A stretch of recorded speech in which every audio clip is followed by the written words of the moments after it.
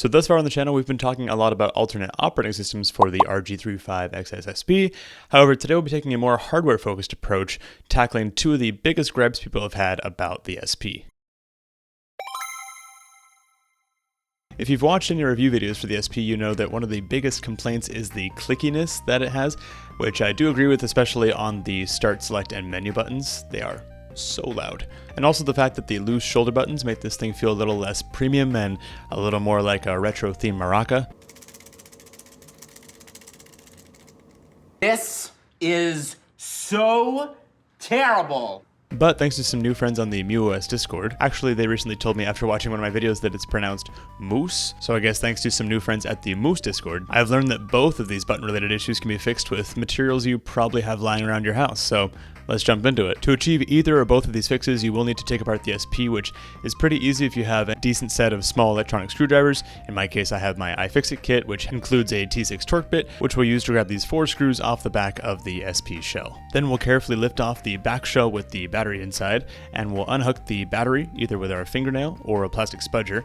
And with that aside, we'll slide off the bumpers and set them aside, as well as the volume and power/reset buttons, and then remove these 3 small Phillips screws that hold down the motherboard. I've seen some videos where people prefer to keep the screen ribbon cable attached and then just open it up and have the buttons dump out the other side so they can access the face buttons underneath the front part of the shell, but I'm no stranger to taking ribbon cables off and reinserting them. So in my case, I just flipped this black tab up with my fingernail, slid out the ribbon, and then the motherboard was free. At this point, it's worth noting that I've seen some people use masking tape for this mod. I prefer electrical tape just because it's a little more rubbery and it just feels a little more appropriate to stick directly onto a PCB, but it's totally up to you. As far as the thickness of the tape, like how many layers you put on each button, I've seen varying opinions ranging from put 3 layers on everything to the config RGC recommended, where he put 2 layers on the D-pad, 3 layers everywhere else, and I think 2 or 3 layers on the shoulder buttons as well. But in my case, after some testing, I ended up with 1 layer on the start and select buttons, 2 on the menu button, 2 on the D-pad, and 3 on the face buttons. I actually don't mind the shoulder buttons clickiness, so I didn't put any tape on them. I just fixed the rattling, which we'll cover later in the video. When applying the tape squares, I definitely recommend trying to apply them as smoothly as possible, both on the button and around them on the sides and board. And you can see here where I was smoothing it down as I went with a spudger or my fingernail. And you also see that little tape bubble on that corner button that I didn't notice until I was farther along, but thankfully it didn't affect gameplay once it was reassembled, so it didn't matter anyway. To make sure everything feels good, what I was doing to test was to screw the motherboard back down to provide some fairly accurate resistance on the PCB, and then open the shell and see how the buttons feel. I do strongly recommend this step before reassembling everything, as in my case, I definitely found that I'd put too many layers on my start and select buttons and they physically couldn't be pressed, so I was very grateful to have an easy rollback option of pop the motherboard off, slide those layers back a little bit, and retry, and sure enough, that was all I needed to do.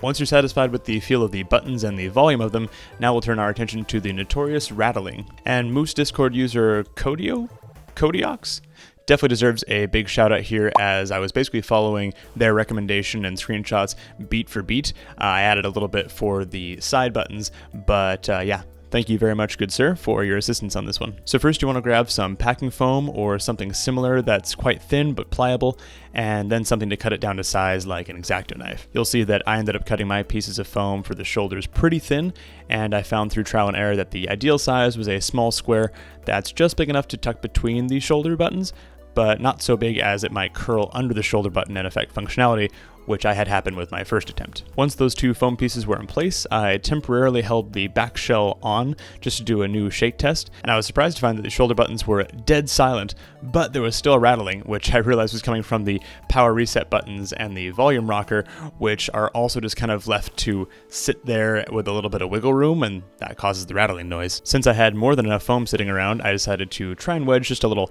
1/2-inch strip down each side of the motherboard, and then slide the buttons over top of it to try and create more consistent pressure on the buttons without restricting their movement. And thankfully that theory paid off beautifully, because on the next shake test it was absolutely silent. I was very pumped. I had already reconnected the screen earlier when I got a little overexcited trying to reassemble the SP, but this would be the appropriate time to reconnect the screen ribbon cable. You just slide it into the little notch there and fold that tab back over. Make sure it's all the way in before you fold the tab over, and then just reconnect the battery. Then you can pop the back shell back on and put in the 4 corner screws. With that done, we can turn on the SP and check our work. I really like this mod because there's fairly minimal risk. If I found that I wasn't able to press a button or didn't like the feel of it, I could just pop it back apart and change the tape settings. If the screen didn't come on, but the power light did, I knew I just need to double check the ribbon cable, and if the power didn't come on, I knew I either needed to reconnect the battery cable or just hold the reset button down on the SP for a bit before trying to power on again. So lots of very easy troubleshooting in this one. But as for the final shake test, let's mic up the SP and let you decide for yourself what you think.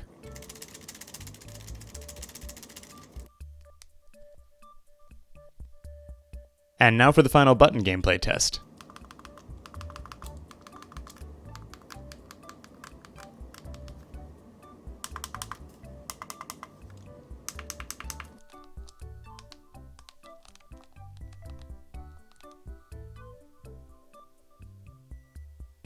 I'm very pleased with how this turned out, as although I appreciate some snappiness in my buttons, I've definitely come to appreciate the sort of membraniness that systems like the PSP and the original Super Nintendo controller had. So when I resumed my save on Donkey Kong Country yesterday, the buttons definitely felt a lot more as expected and much more premium. But I'm curious if any of you are going to do this mod on your SP. Let me know in the comments if you are, and if you are, let me know what tape configs you end up using, because although I like how mine feels, maybe you'll go a totally different way with yours. Subscribe to help out the channel. Thanks for watching, and we'll see you next week.